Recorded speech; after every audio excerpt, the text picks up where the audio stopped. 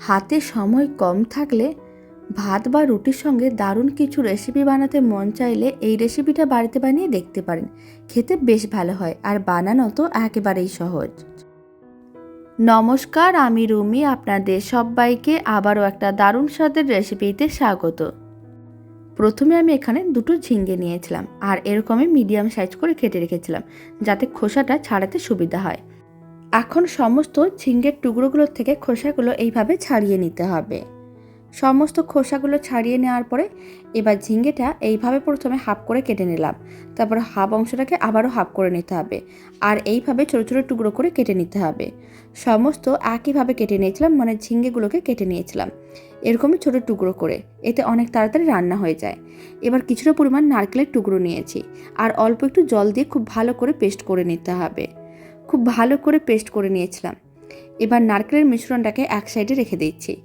কড়াইতে আমি 1 চামচের মতন সর্ষের তেল দিয়ে দিলাম, বড় চামচের 1 চামচ। তেলটা যখন গরম হয়ে যাবে দুটো শুকনো লঙ্কা দিয়ে দিলাম, এরকমই ছোটো ছোটো টুকরো করে কেটে নিয়েছিলাম। আর দিয়ে দিলাম অল্প একটু আদা বাটা। খুব ভালো করে মিশিয়ে নিতে হবে আর নাড়াচাড়া করে হালকা করে একটু ভেজে নিতে হবে। যখন আদা বাটাটা হালকা করে ভাজা হয়ে আসবে তখন অল্প একটু হলুদ গুঁড়ো দিলাম, মানে 1 চিমটের একটু বেশি। হলুদ গুঁড়োটাও খুব ভালো করে মিশিয়ে নিতে হবে। এবার আমি দিয়ে দিচ্ছি কেটে রাখা আলুর টুকরো।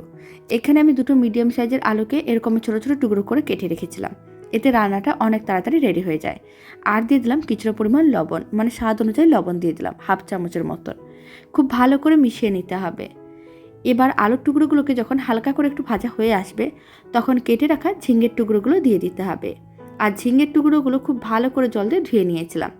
এখন সমস্ত কিছু একসঙ্গে খুব ভালো করে মিশিয়ে নিতে হবে আর 2 থেকে 3 মিনিট এইভাবে একটু নাড়াচাড়া করে নিতে হবে যাতে ঝিঙ্গে ও আলুর টুকরোগুলো একটু ভাজা হয়ে যায়। 3 মিনিটের মতন রান্না করে নিয়েছিলাম। এখন আমি যে নারকেলের বাটাটা রেডি করে রেখেছিলাম সেই নারকেল বাটাটা দিয়ে দিলাম আর দিয়ে দিলাম কিছুটা পরিমাণ চিনি। নিরামিষ রান্না একটু মিষ্টি মিষ্টি হলে খেতে অনেক বেশি ভালো লাগে। তারপর খুব ভালো করে মিশিয়ে নিতে হবে আর 2 মিনিটের মতন এইভাবে একটু নাড়াচাড়া করে ভেজে নিতে হবে। প্রায় 2 মিনিট রান্না করে নিয়েছিলাম। এবার কিছুটা পরিমাণ জল দিয়ে দিলাম। খুব বেশি জল দেওয়ার দরকার নেই, অল্পই জল দিতে হবে, কারণ ঝিঙ্গে রান্না হওয়ার সময় বেশ অনেকটা জল বাইরে বেরিয়ে আসবে। এবার এইভাবে 10 মিনিট রান্না করে নিতে হবে। কড়াইয়ের ঢাকনা বন্ধ করে 10 মিনিটের মতন রান্না করে নিয়েছিলাম আর মাঝে মাঝে একবার উল্টে পাল্টে নিয়েছিলাম। আপনারা দেখুন রান্নাটা বেশ শুকনো হয়ে গেছে আর সমস্ত কিছু খুব ভালো করে সেদ্ধও হয়ে গেছে। এইভাবে রেসিপিটা বাড়িতে বানিয়ে দেখতে পারেন, খেতে বেশ ভালো হয়। আর শেষে অল্প একটু ঘি দিয়ে দিলাম। আপনারা চাইলে দিতেও পারেন, নাও দিতে পারেন, তবে ফ্লেমটা অফ করে যদি অল্প একটু ঘি দেওয়া যায় তাহলে খেতে আরও অনেক বেশি ভালো লাগবে। আর রেসিপিটা ভালো লেগে থাকলে আপনারা যদি ফেসবুক থেকে রেসিপিটা দেখছেন পেজটিকে ফলো করে নেওয়ার অনুরোধ রইল। ইউটিউব থেকে দেখলে চ্যানেলটি সাবস্ক্রাইব করে নেওয়ার অনুরোধ রইল। তো চলুন ভিডিওটা আমি এখানে শেষ করছি।